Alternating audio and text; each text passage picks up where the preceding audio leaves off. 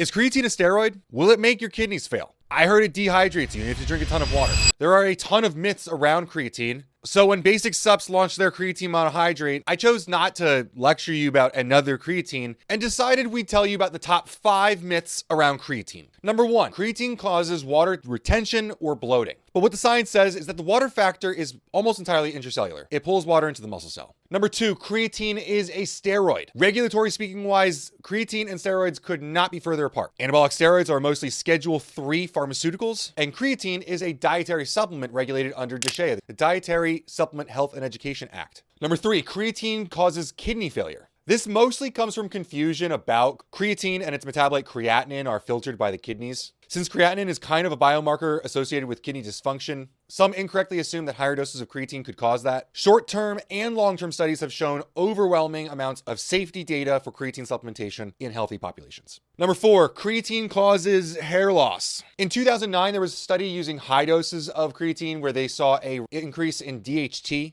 Now, DHT is associated with male pattern baldness, but the study didn't actually even assess any hair loss in participants. The increase in DHT, while it was statistically significant, was still within healthy ranges, and this result has never been replicated. Number 5, creatine leads to dehydration and muscle cramping. This kind of goes along with the hydration claim, right? If you're not consuming enough water, you're now going to get dehydrated because creatine pulls water into muscle cells. A study monitoring 72 D1 NCAA football players showed that creatine users actually experienced less muscle cramping. In a clinical setting, a study of hemodialysis patients actually showed that creatine supplementation lowered muscle cramping as well. Making creatine a super viable and healthy supplement for any sort of athlete, whether young, old. Don't be afraid of it. Grab some that is tested and quality like Basic Supplements. Let me know below, which myth is your favorite from creatine?